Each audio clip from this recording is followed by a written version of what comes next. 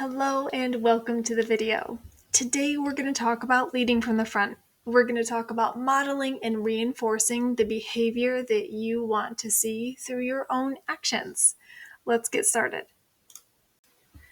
By the end of the video, we will be able to model leadership through our daily actions and behaviors, along with reinforcing those desired behaviors through recognition, all while understanding how your presence really shapes team culture. I want you to take a moment before we dive in to reflect on your own behavior. What are you modeling as a leader? We know that engaged leaders often create steady and motivated teams, while disengaged leaders can create scattered teams. So, really take a moment and consider, what are some ways in which you are super engaged and really bought in? And what are some ways in which you may be a little disengaged? None of us are perfect, so take a moment to reflect before we jump in. Let's consider a few attributes of engaged and disengaged leaders. And I know I'm guilty of some from the disengaged side, and I'm also guilty of some from the engaged side. So don't be afraid to be honest with yourself. An engaged leader often keeps their word, and they're really present in key moments. They speak respectfully to both staff and members, and they always ask for feedback before giving it. Now, our disengaged leaders can sometimes be quiet and distracted by our own tasks or fixing issues.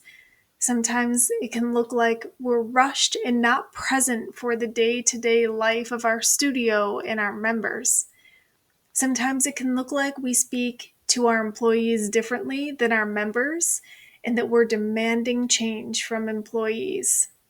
So consider, where do you fall on the engaged list and where do you fall on the disengaged list?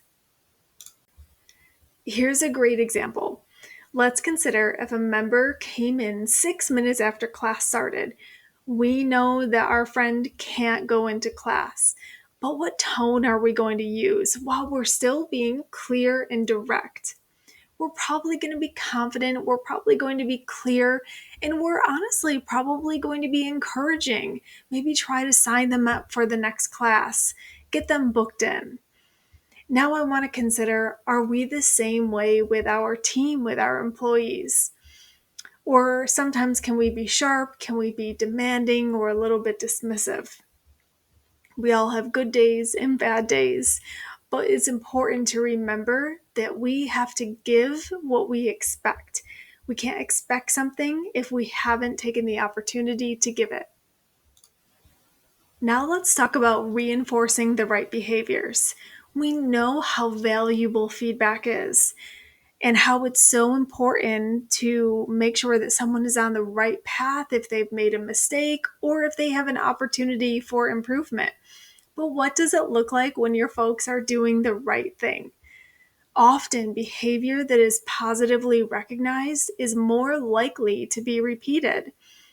And if we remember at the end of feedback or at the end of role play, we always want to make sure that the last thing is the right thing.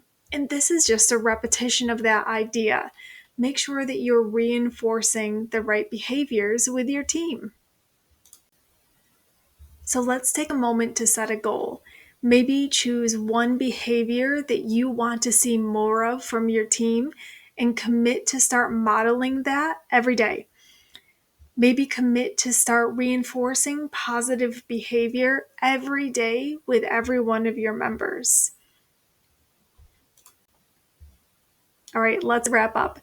Leading from the front can be so impactful.